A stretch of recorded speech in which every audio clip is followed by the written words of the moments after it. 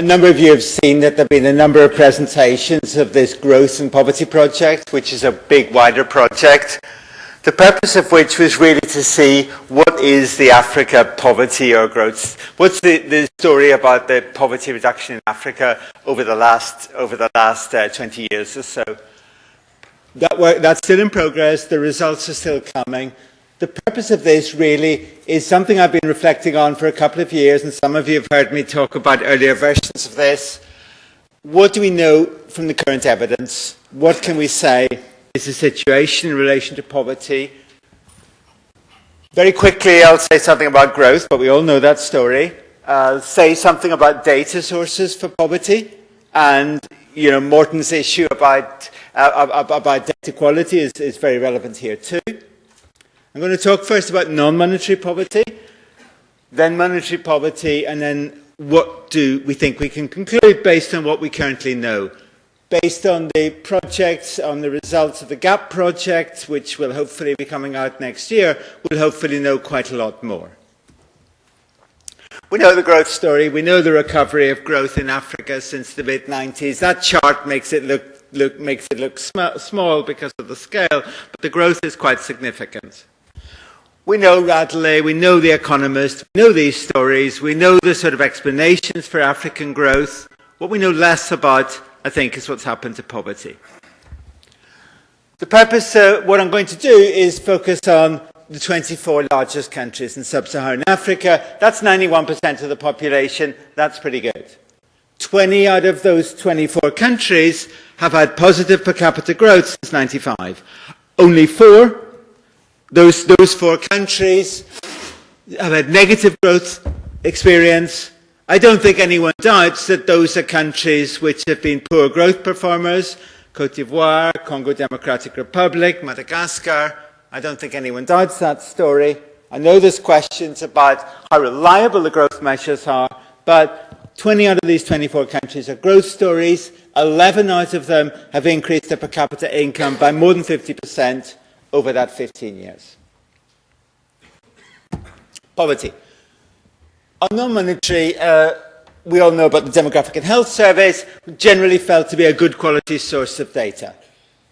Broadly comparable between countries, broadly comparable over time within countries, but there are some issues, there are some changes in questionnaire, there are some issues about sample and so on, but broadly speaking, good data, accessible data. And of the 24 countries, we can say something in 21 countries of the 24 at 2 points in time. In other words, we can look at changes. There's only 3 that we can't. Monetary poverty, the situation is somewhat more difficult. Surveys are different between countries. They often change within countries, so there's questions of comparability between one survey and another. And monetary poverty, we really have to worry about prices. Changes in prices. Differences in prices between different parts of the country, different months of the year, changes in prices over time. We've got POVCALNet, we've got the World Development Indicators, which has poverty information. I'll say something about that later. My judgment, we have comparable data on 18 or possibly 19 of the 24 countries, and the GAP project, as I said, will give us more. Let me start with the non-monetary story. There's lots of indicators we can compute from the DHS surveys. Let me start just by looking at under 5 mortality rates. Of course, there's far too much information in those charts, but the columns are sort of grouped by country, and mostly what we see there are stories of reducing under 5 mortality. Sometimes, like on the right there, Malawi, quite sharp. Ghana in the middle, quite sharp and consistent reductions in under 5 mortality. But other cases like Cameroon, like Burkina Faso, jumping around and not necessarily consistent trends. Cote d'Ivoire is a case where under 5 mortality increased. Zimbabwe on that chart is another case. These, of course, are 2 of the negative growth stories. They also have poor outcomes in terms of under 5 mortality. There we have more countries that have done well in terms of reducing in terms of reducing under-5 mortality, like Senegal, like Rwanda, and so on. Then we have data on malnutrition. This isn't all the data on malnutrition. But broadly, again, this is the percentage of children underweight. Where we have data at more than 2 points in time, usually we have reductions, but not in Cameroon, not much in Benin, not in Kenya. So it's a bit of a mixed story. Yes, there's a lot of positive stories there, but there's also some less positive stories. We can look at enrollment, we can look at education, that increases everywhere, we know that story. But it's not a 100% positive story, and I would say Alwyn Young's story interpretation of DHS data is rather too positive. Yes, this is a positive story in most cases, most times, but not always. Vaccination goes up, there's improvements in many indicators, the rates of improvement are quite good. It's of course not a meaningful comparison to compare it with the growth rate, but the rate of improvement of the under-5 mortality rate, the percentage rate of improvement of the under-5 mortality rate, is not bad. The non-monetary story, broadly, these are data which are comparable, which are broadly comparable, and where I think we can be reasonably confident about the conclusions. It's less strongly linked to growth, because obviously many other factors matter. Aid matters, public spending matters, effectiveness of delivery, all kinds of other things matter.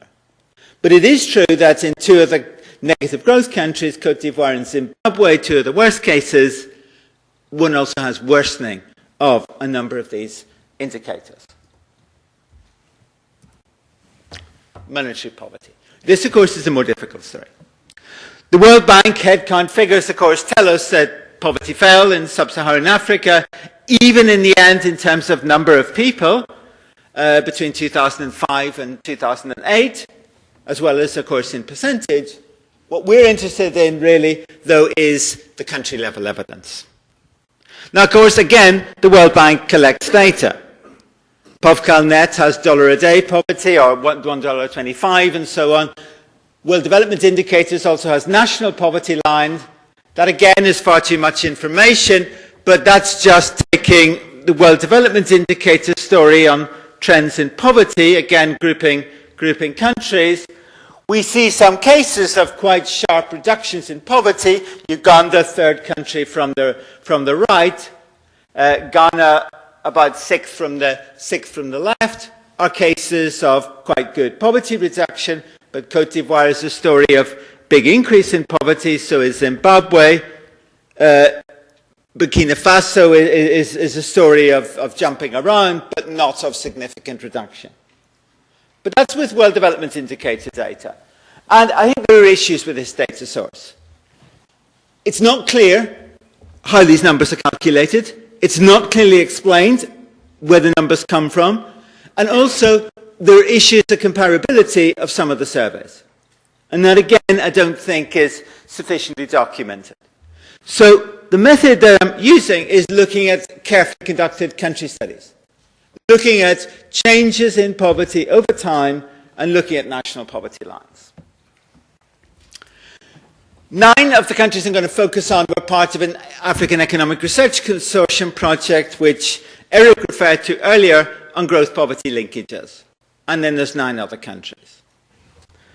Okay, we're missing big countries. We're missing Democratic Republic of Congo and Sudan and others, but what can we say? That's the story with the AERC case study countries, again grouped by country. And we have some positive stories there. One has 6 along, 6 group along, again Ghana, again Senegal, positive stories. Burkina Faso, there's an increase, but then a reduction.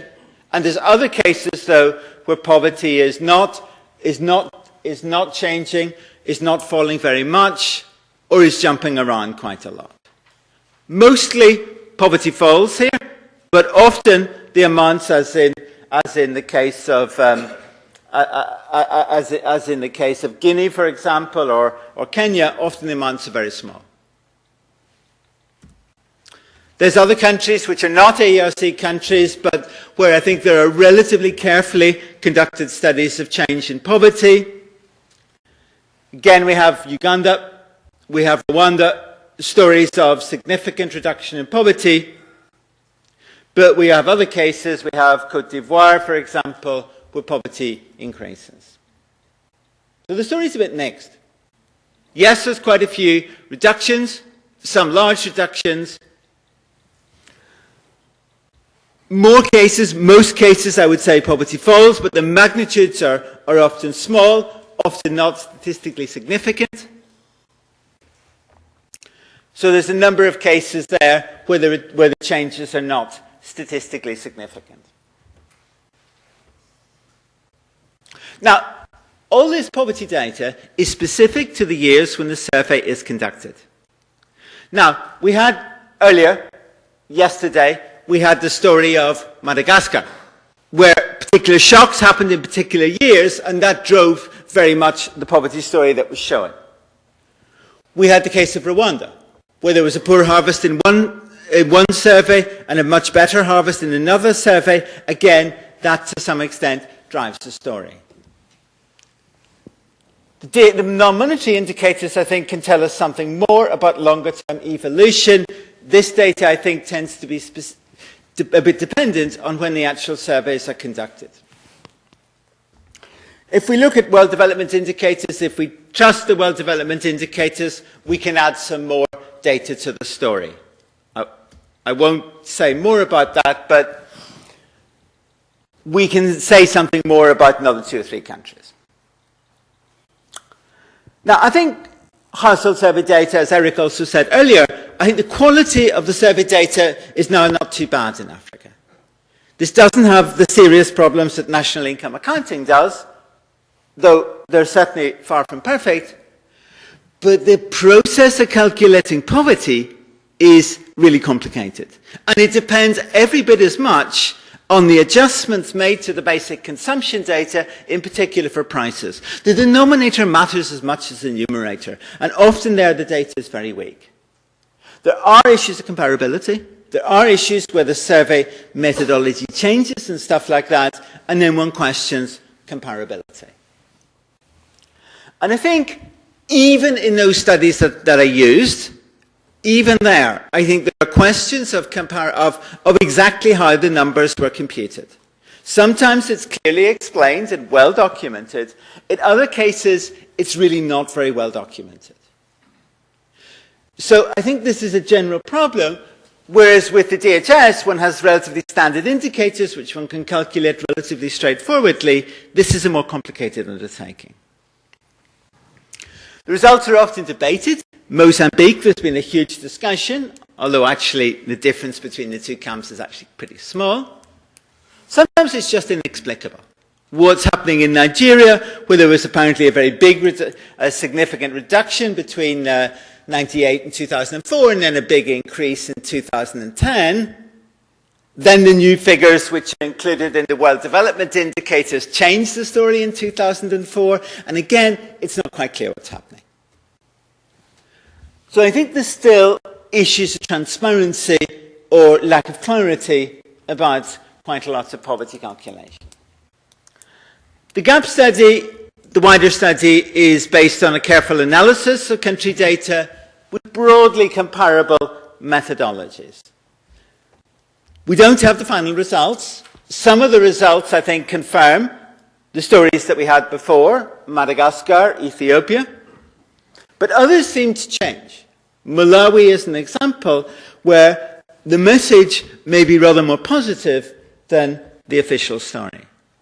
So the GAP study, I think, will add and will hopefully be based on a more transparent methodology.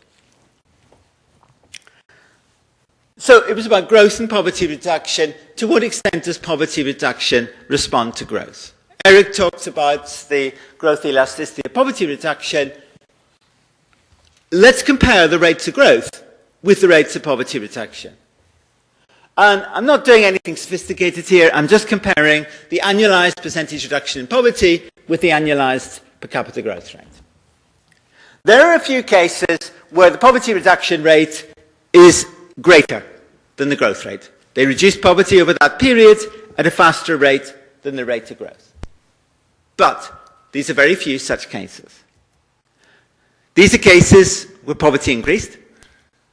And those, the majority, are cases where, yes, poverty fell, but at a significantly lower rate than the rate of growth.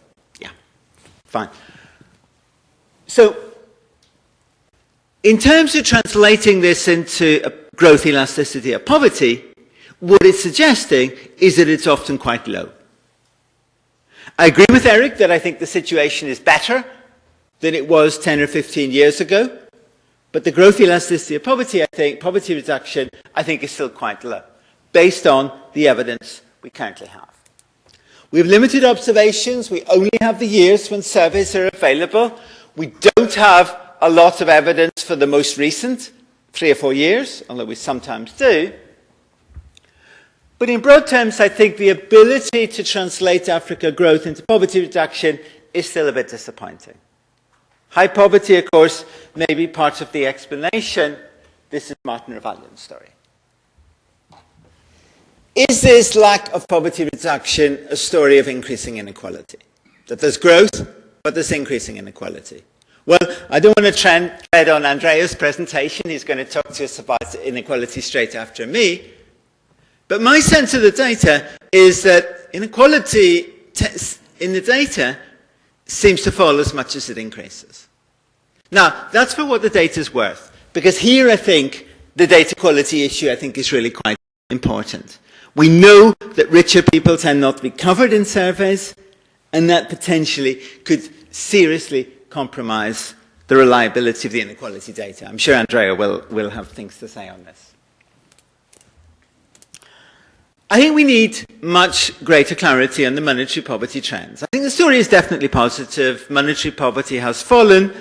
Some of these studies are much better documented, much more transparent, much clearer than others. But there does seem to have been monetary poverty reduction, but at perhaps still disappointing rates. The non-monetary story, I think, is more positive, often, but not always, and in a wider range of countries.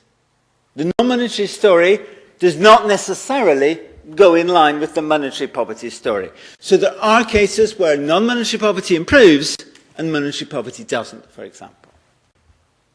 The non-monetary outcomes are important measures in their own right. They're relatively easily measured, they're important outcomes in their own right, and they're also potentially very important determinants of growth and potentially the growth elasticity of poverty reduction. But we have in the sample countries which have been good across the board, which have done well across the board. I've talked a lot about Ghana and Senegal. There are other cases in there, Uganda, Rwanda, and others. But is this a case of institutions? Is this a case of policy environment? Often it's other things as well. Fertility reduction is often a significant factor associated with both growth and poverty reduction. Saying nothing about causality, but that association seems to be in the data. In broad terms, I think poverty certainly is falling in Africa, but perhaps at disappointing rates. Thank you very much. Thank you very much, Andy.